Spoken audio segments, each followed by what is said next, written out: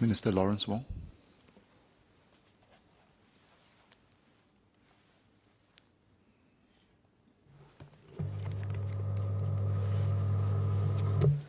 Mr. Chairman, we are commemorating the bicentennial this year because the arrival of the British marked a major turning point in our history.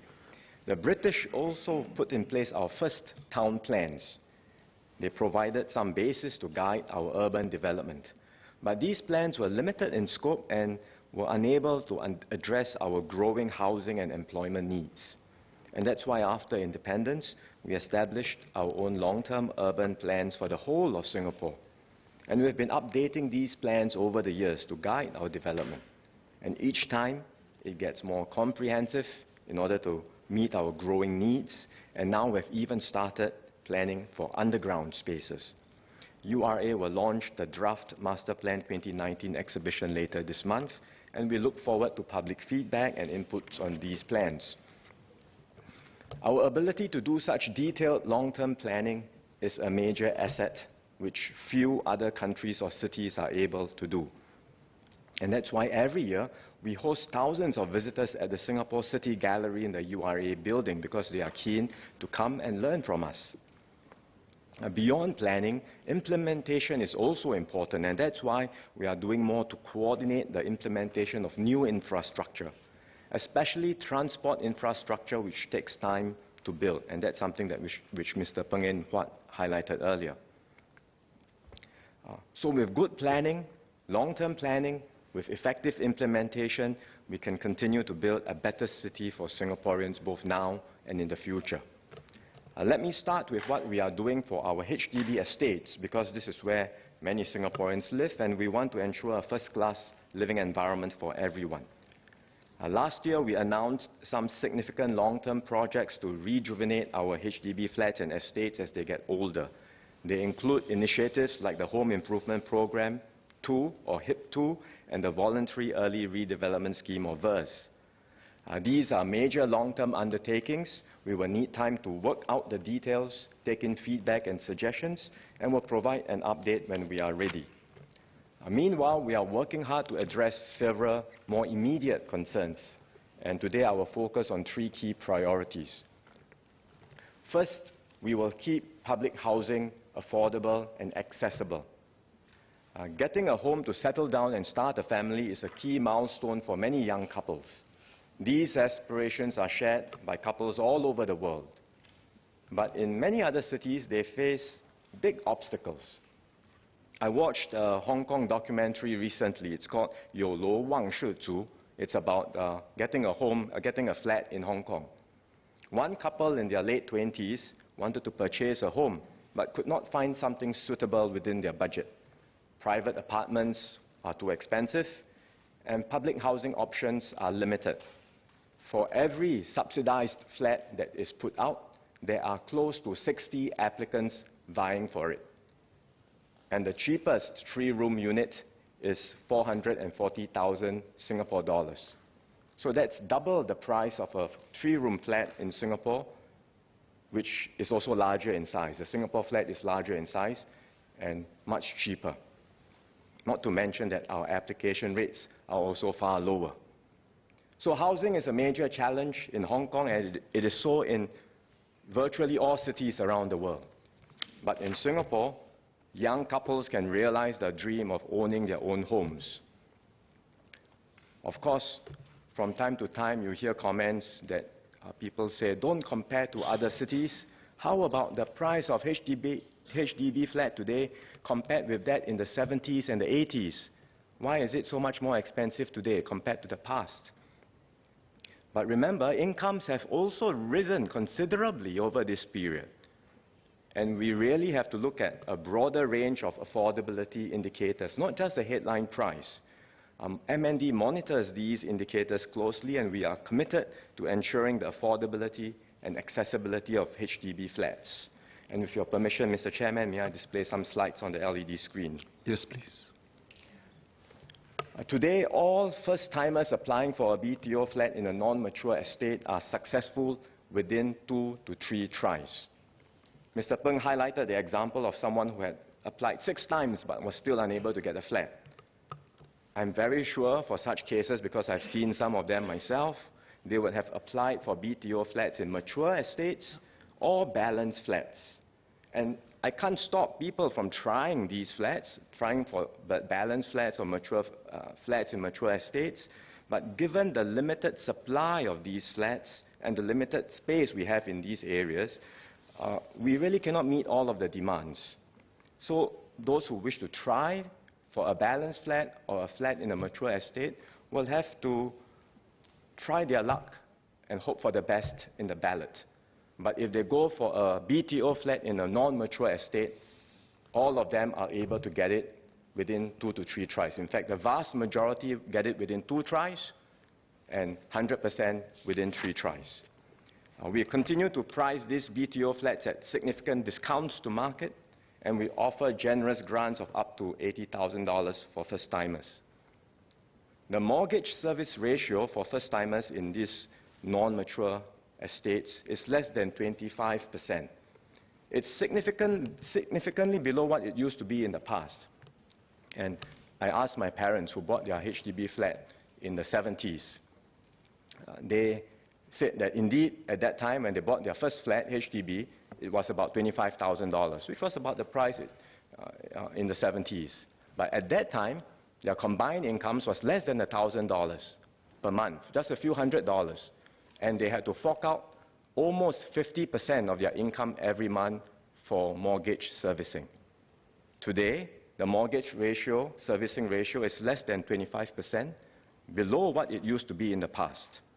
And it's also well within international benchmarks of affordability. Internationally, when they look at housing affordability, they would typically look at a servicing ratio of around 30 to 35%. So we are keeping well below that. Not to mention that the vast majority of these first-timers are able to service their loans entirely with CPF, zero cash. And even for those who use cash, it is very little. So these are indicators which we track, and our commitment is to ensure that HDB flats remain accessible and affordable for all young Singaporeans. As highlighted by Mr. Alex Yam, we will continue to provide affordable housing options for different flat buyer profiles as well. We have flats of different sizes for first-timer, for second-timer families, also 2-room flexi flats for singles and the elderly. We monitor the application rates closely to ensure sufficient supply. The application rates for singles are still high, as Engineer Dr. Lee Bee Wah mentioned, but I would assure her that we are trying our best, and they have come down. When we started, application rates were about 38 times. Now, the application rates for singles is about 4 times, slightly over 4 times. So we are determined to continue to bring it down, and we will build more 2-room units to meet the demand. We are also very mindful of the needs of our vulnerable families, including divorcees and single parents, and SPS Sun Xueling has just shared how we will continue to help them. In short, we will strive to meet the housing needs of Singaporeans in different life stages. We will ensure that no Singaporean is left without adequate housing. For first-timer couples, applying for a BTO flat is a major decision, and one consideration is the location of the flat. Very often, potential buyers want to know the planned locations of future BTO sales exercises, not just the present one, so that they can decide whether to put in an application now or hold back and wait for a subsequent sales exercise.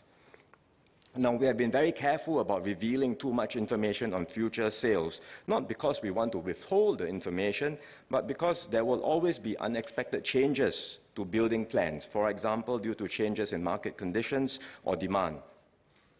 But I understand why buyers would like more information to plan ahead. So we will now share upcoming BTO projects half a year in advance. This means that for the upcoming BTO exercise in May, we will share the list of BTO sites for both the August and the November 2019 launches. And I hope this change will help flat buyers make more informed choices on their application.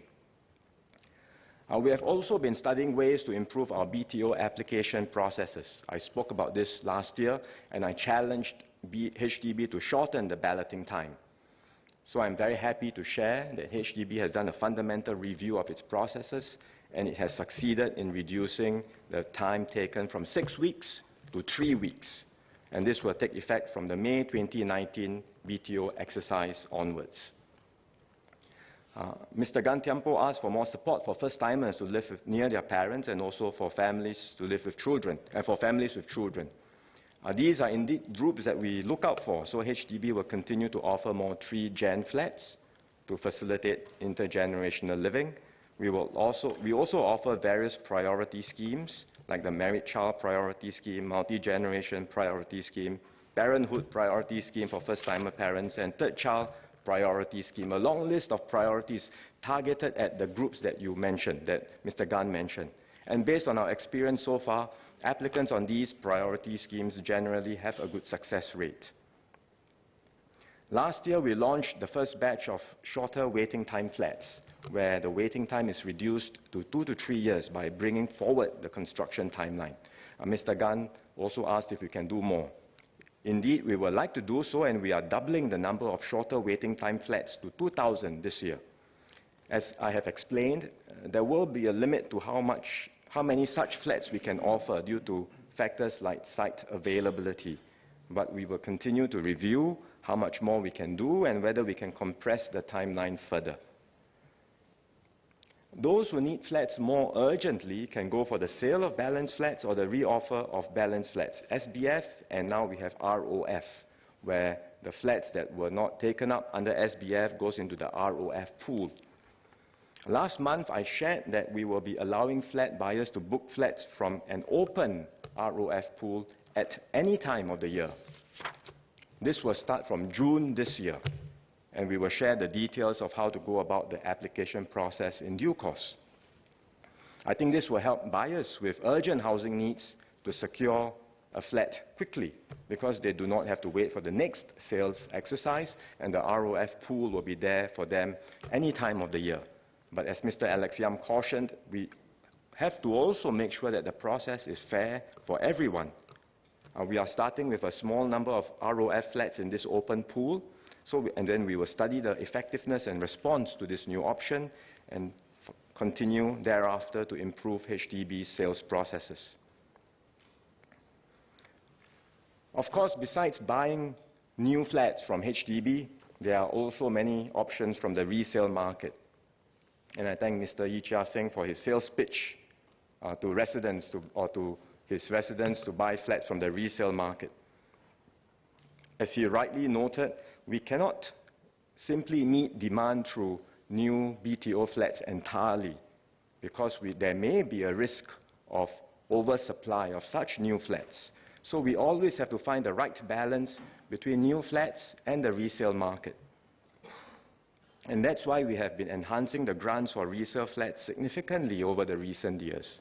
We have enhanced the CPF housing grant for first-timers, the proximity housing grant for those who live near or with their parents, and now in total, grants of up to $120,000 are available for families buying a resale flat.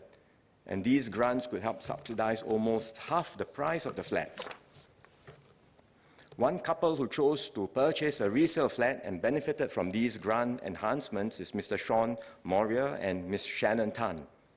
They purchased a 5-room resale flat in Simei last year to live together with Shannon's father, Mr. Tan Chun Nyap.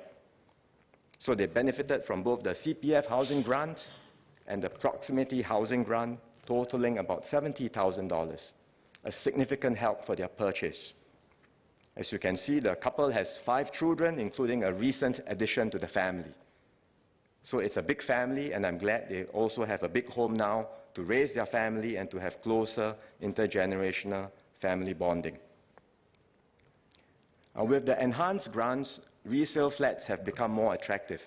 There are 5% more transactions in 2018 than the year before. And to give an illustration, 5 years ago, 1 in 10 first-timer families bought a resale flat 5 years ago. Today, about 1 in 4 first-timer families buy a resale flat, because the grants have been enhanced, and people can see that between BTO and resale, well, many still want BTO, but resale is quite an attractive option now with the enhanced grants.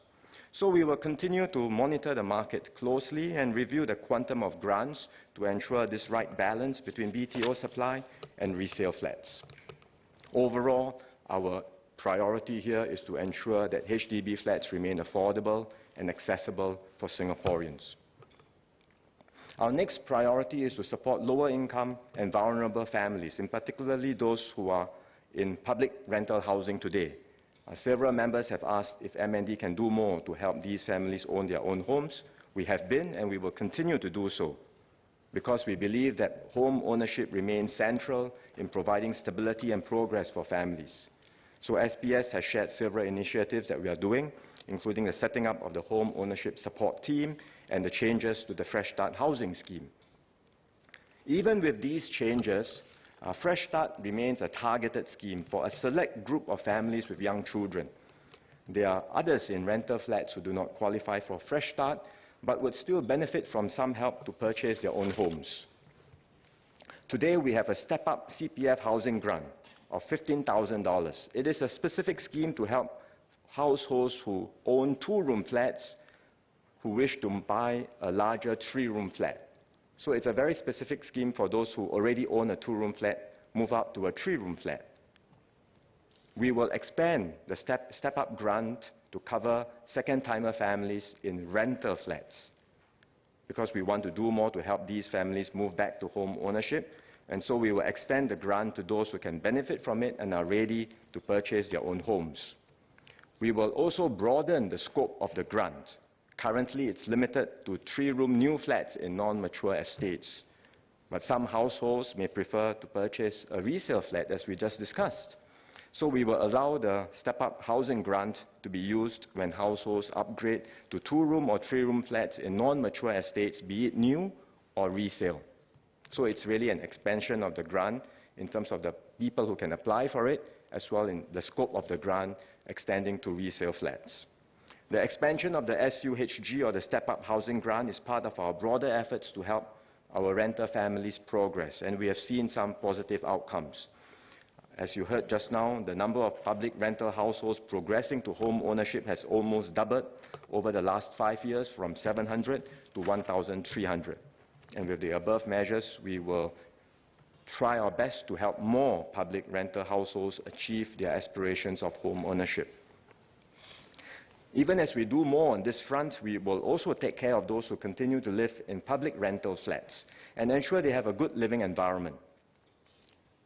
As several members highlighted yesterday, new rental blocks are better designed and also better integrated with the rest of the precinct. Now we even have sole and rental flats within the same block and on the same floor. But this is not the case for the older rental blocks.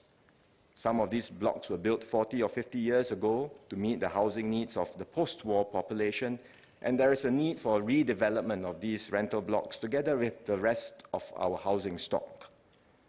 And with redevelopment, we can move some of the tenants in the older rental blocks to newer flats where they can enjoy a better living environment. A relocation is not easy, especially for the elderly and those with young children, and so we will support them in the transition. HDB will work closely with partners, including local service providers, to ensure a smooth handover of services provided for the tenants. And we will provide details on the selected sites when we are ready. All this will take time, but meanwhile, as SPS shared just now, we will continue to maintain and improve our existing rental flats. I think that's something which Mr. Saktiandi Supat and Ms. Cheryl Chan also highlighted. Sometimes we have this misperception that rental flats are not eligible for upgrading, unlike sold flats. Let me be very clear, that is not true. All rental blocks older than 30 years have undergone the upgrading programs like the MUP, the HIP, and the LUP. In fact, we do more with rental flats with specific improvement works that go beyond the scope of HIP, such as the installation of new tiles and new windows, and we also provide ease and repairs of spalling concrete and ceiling leaks for free. And as SPS shared just now, for some of the older blocks, we will do more to improve the ventilation and lighting along the corridors. Beyond looking at the designs of the blocks, we will also improve the design of the flat itself to better meet the needs of tenants. Singles in public rental flats currently share a one-room rental flat under the joint single scheme. We recognize that some tenants prefer privacy, and so we've tried out partitions in some of these new rental flats to create separate sleeping areas for each tenant. The feedback from these tenants has been positive, so HDB will make available these partitions for all joint single scheme units in both existing and new rental blocks. Our third priority area is to better meet the needs of our elderly, especially with the rapidly aging population in the coming years. Mr. Saktiandi and Mr. Alex Yam asked about the monetization and housing options available for seniors. One scheme, of course, is the lease buyback scheme. And earlier this year, we extended the lease buyback scheme to 5-room and larger flats, and the response has been positive. In January and February alone, just within these 2 months, some 160 households from 5-room and larger flats have applied for the lease buyback. And I agree with Mr. Yam that we have to do more to raise awareness of the schemes. And that's why my MND colleagues and I, over the past few months, have been going around constituency by constituency, reaching out to grassroots leaders and residents to explain to them what are the schemes available. And I think more seniors are aware of the lease buyback and various monetization options today, but we will continue to do more to raise public awareness. One couple who have applied for the lease buyback scheme is Mr. Muhammad Saleh and Madam Norma. They opted for lease buyback for their 4-room flat as they wanted to retain their flat to host their 4 children and 11 grandchildren when they visit. So they prefer to keep their flat rather than move to a 2-room flexi. And on top of that, they have been living in the estate for the past 32 years and are familiar with the surroundings. So with lease buyback, after keeping 25 years of their lease and selling the remainder to HDB, they were able to top up their respective CPF retirement accounts, which means they get a payout of about $950 per month for life. On top of that, they receive the LBS bonus and cash proceeds of $110,000. So it's an effective way for those who wish to monetize, unlock the value of their flats for retirement. The lease buyback option is available for all HDB flat owners. We understand that LBS may not be an option suitable for everyone. Some may wish to right-size and move to a 2-room flexi flat. And so the options are available. Mr. Saktiandi asked if MND can facilitate the sale of flats if seniors face difficulties, be it due to market sentiments or the ethnic integration policy. We've discussed this before in this House. We recognize the concerns, and HDB will continue to do its best to assist them, including by deferring key collection and giving them more time to sell. One issue with regard to the purchase of older HDB flats is CPF rules. Specifically, the restriction in CPF usage for flats with less than 60 years of lease remaining. Some banks also take reference from these CPF restrictions when assessing how much loan to extend. As a result, both the CPF and loan quantums may be reduced for the purchase of such flats. The CPF rule is intended to safeguard the retirement adequacy of buyers who purchase older flats, but its design has led to some unintended consequences. For example, if a buyer would like to buy a 39-year-old flat, they can use full CPF. But 1 year later, because you hit this less than 60 years requirement, the amount of CPF will be restricted. And there is no good reason why this should be so, just because the flat became 1 year older. So MND and MOM have been studying this issue. In fact, the focus should not be on the remaining lease of the flat. What we want to ensure is that buyers purchase flats with leases that are long enough to last them for life. And if that is done, then we can relax the CPF usage rules, even if the remaining lease is less than 60 years. So I've explained the thinking behind how we intend to change the CPF restriction. The details are being worked out, and we will announce them soon for implementation in May this year. As seniors right-size, we will provide more housing options for them. There are 2-room flexi flats with shorter leases, which have proven to be very popular amongst the seniors. And as far as possible, we are building these flats with convenient access to amenities, for example, in Kampong Admiralty. Associate Professor Daniel Goh, Mr. Gantiampo, and Mr. Murali Pillay also noted that some seniors are looking for alternative residential options like assisted living. SMS Amy Kaur shared about this yesterday. Assisted living means home and care combined. So that's why MND and MOH must come together to offer assisted living. It's not something that one ministry can do. When you go for assisted living, you are not just buying a flat, but a package of care services tied to the assisted living flat. That's very important. So it's not just the hardware, the flat plus the services combined as one package. And typically in such assisted living apartments, there will be more communal and shared spaces for residents to interact with each other. There will be services that are part of the package, and the individual living units will be smaller. So that's the typical typology of an assisted living apartment. As this assisted living model is new, we will conduct focus group discussions to seek views on the proposed concept for assisted living in public housing. We will take in feedback and views from the discussions and ensure that seniors will welcome such an option and the model will be sustainable for the service providers. We will work towards the launch of our first assisted living pilot site for public housing at Bukit Batok next year. We have also been exploring such retirement housing models for private residential sites. And we are studying potential sites to pilot these assisted living typologies, which includes, as suggested by Mr. Murali, the option of converting vacant school sites into retirement homes. The key here is that when we put out these sites for private developers or private players to bid, we do not want it to be simply a property play. We don't want them to take the site, build something, and sell the units, because with assisted living, these have to be a package of services plus residential combined together. So we will need to craft the appropriate rules and safeguards to ensure that this happens. And we are working on them and will provide details when we are ready.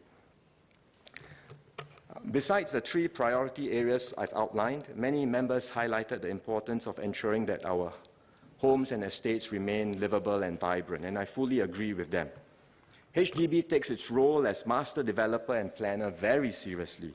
For new towns, much effort goes behind the scenes in planning and developing our estates and ensuring the town has a full range of amenities and facilities. And HDB is always looking to improve, taking in feedback, suggestions, and how the next project can be done better.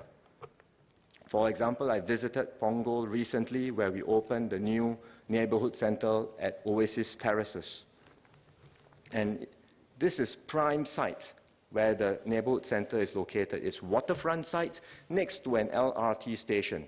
We could have sold this to a private developer, but we decided that it's central to the town. We want to make it a HDB neighborhood center, so HDB develops it as a neighborhood center with integrated facilities, rooftop gardens, greenery, play areas, and lots of common spaces for residents to interact with each other. And if you get feedback and responses from the residents, I think it has certainly been very positive. So this is the first of our new generation neighborhood centers, and we will be doing more in the coming years. I would also like to assure Dr. Tan Wu Meng that HDB is continually looking at ways to improve the design of new flats so that within the flat itself, there will be more common spaces to facilitate interaction between residents. For our older towns, we have various upgrading plans in place. At the flat and precinct level, we have the HIP, the Home Improvement Program, and the Neighborhood Renewal Program. Mr. Peng highlighted some issues with the quality of HIP workmanship in some projects, as well as the issue of clothes drying rack on the lower floors. So we will look at these specifically on these particular issues. Engineer Dr. Lee Biwa offered several suggestions using CIPC funds for designated smoking points, smoke-free flats, and TOL charges for essential services. Again, these are suggestions we will look into. Mr. Peng Eng Huat asked about lift access for blocks without the LUP.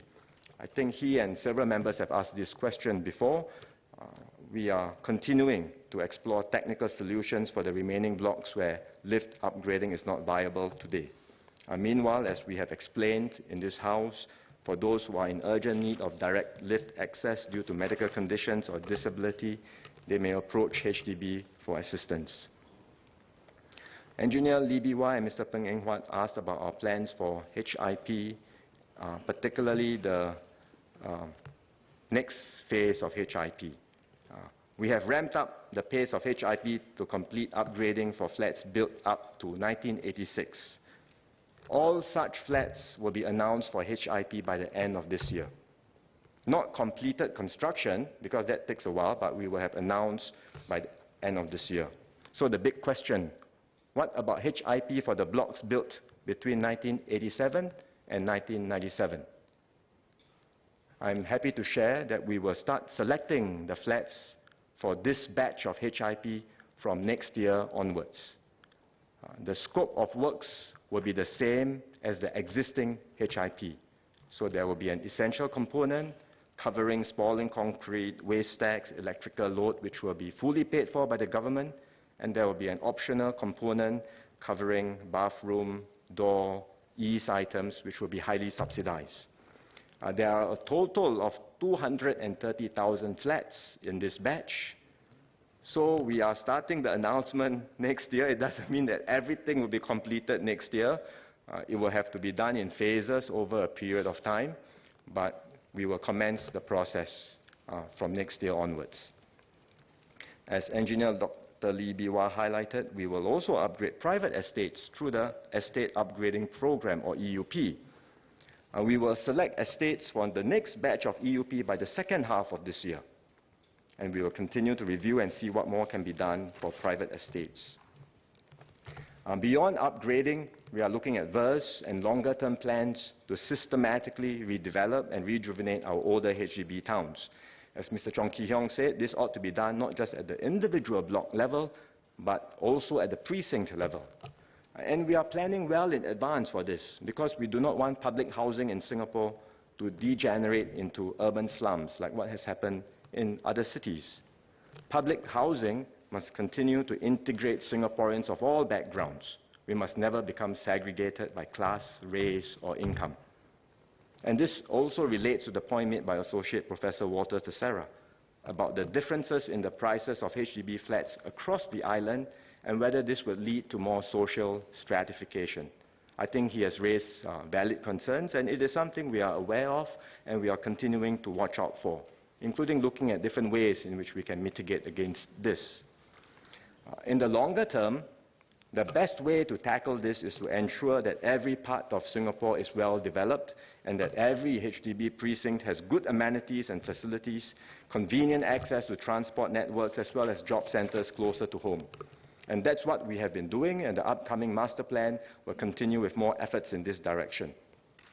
It does not mean that we can automatically equalize property values, but at least we can temper some of the excesses in the market.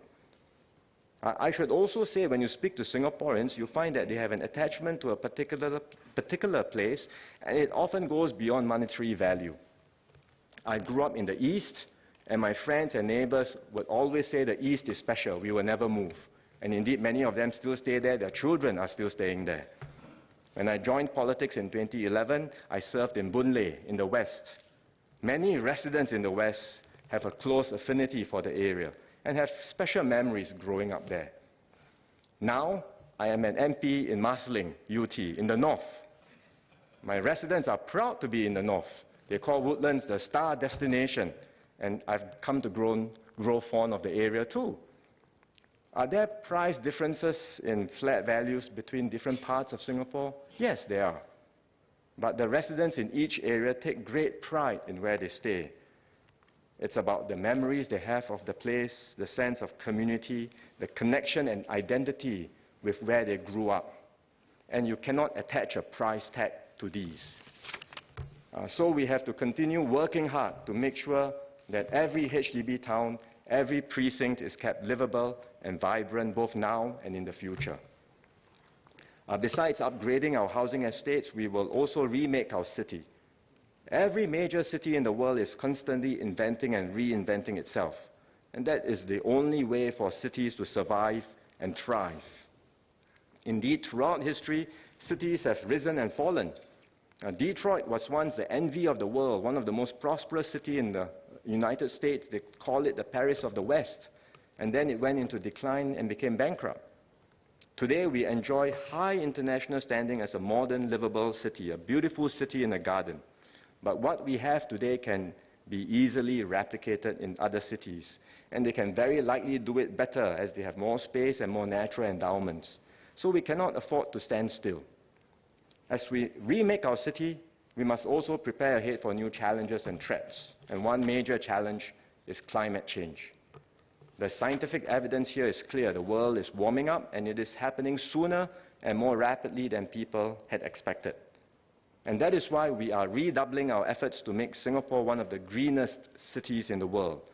Several members have raised this, and I'm glad they did, because it is a critical part of our development plans. When we say we are not done building Singapore, we are not just referring to more buildings and physical infrastructure. A major part of this effort is to actively green Singapore for future generations. That means conserving and enhancing existing greenery, as well as safeguarding spaces for greenery even as we continue to develop.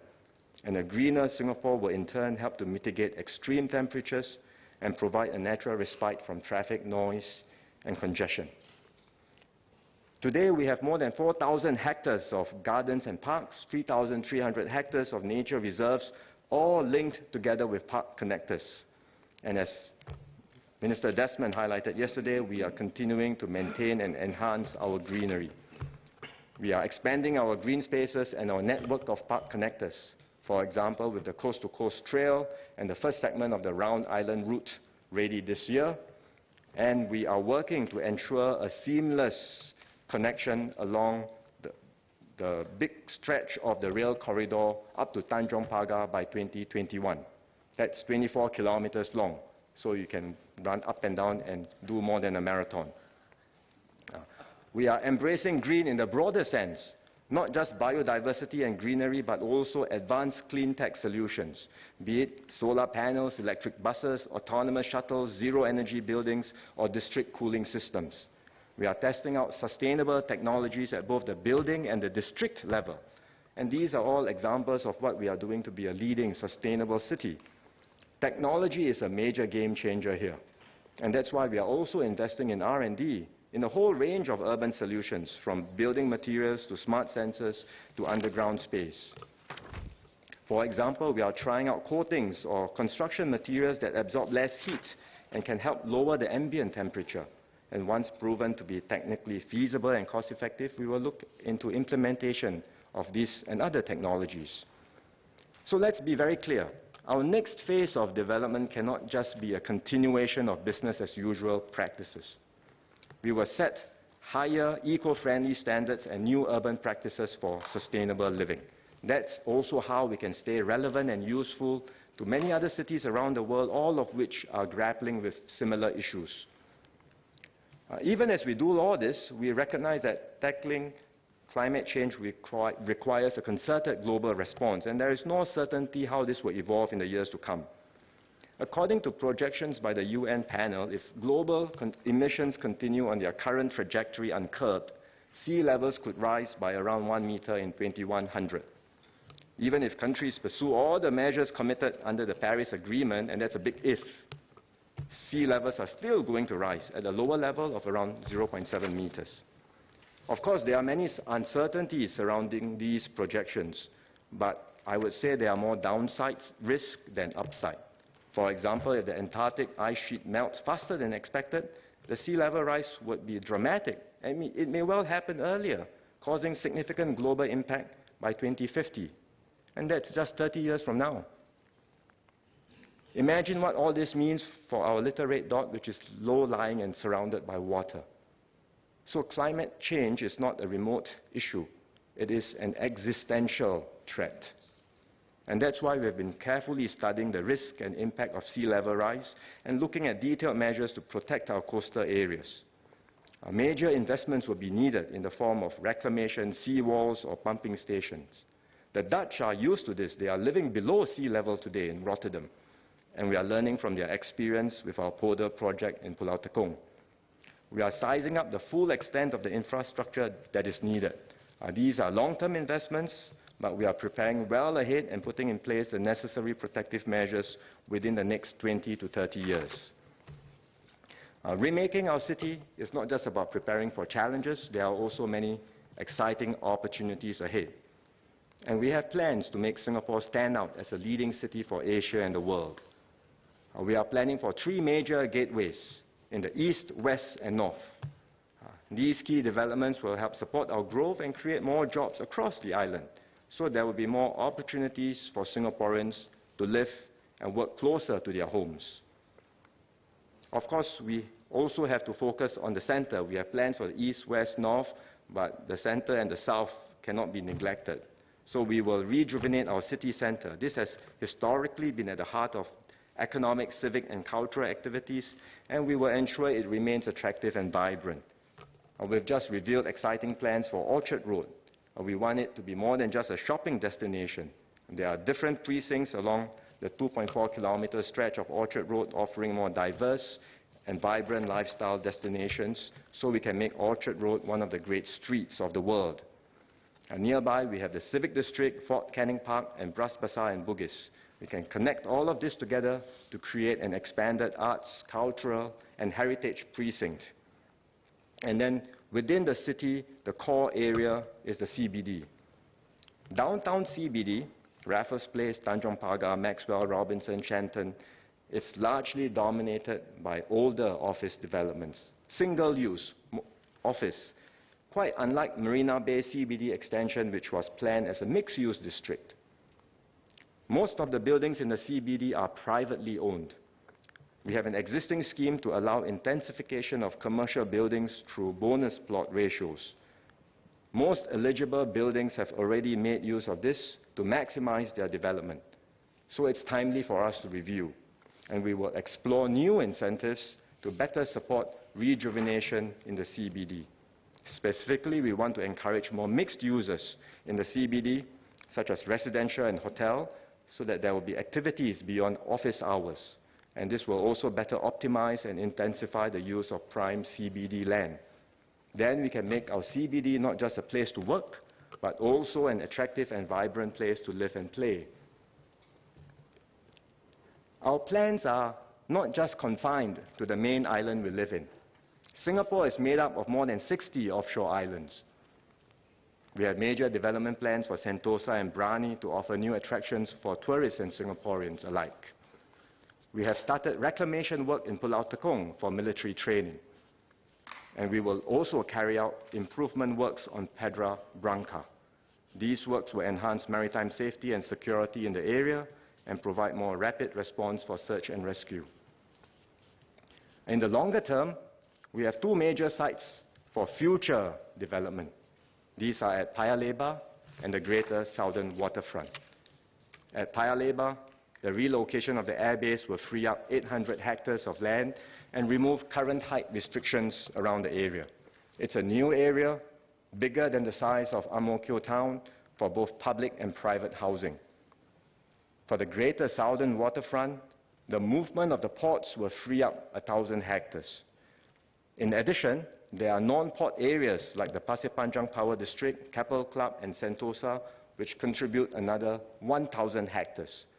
So altogether, the footprint of Greater Southern Waterfront is 2,000 hectares of prime waterfront land, 6 times the size of Marina Bay. These are long-term developments. For the Paya Lebar site, work will only start after 2030. For the Greater Southern Waterfront, the project will take more than 20 years, but we will make some moves within the next 5 to 10 years.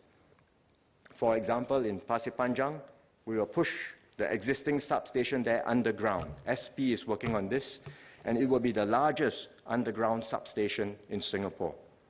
We will repurpose the former power station buildings and open up the area to the public.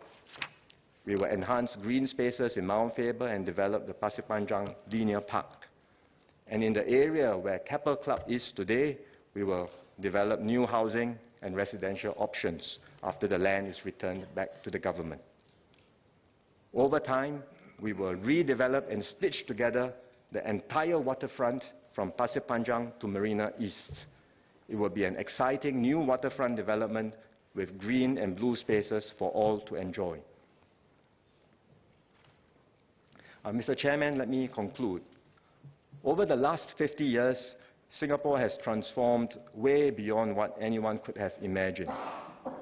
Our homes transformed from kampongs to beautiful high-rise buildings with sky gardens surrounded by playgrounds and parks. Our city transformed from overcrowded slums to a green and vibrant metropolis. To our founding Prime Minister, Mr. Lee Kuan Yew, this transformation from mudflat to metropolis was a unique opportunity. As he put it in an interview with the Center for Livable Cities, and I quote, "I'm pleased that we redeveloped the city when there was a chance to do it. That was a chance of a lifetime.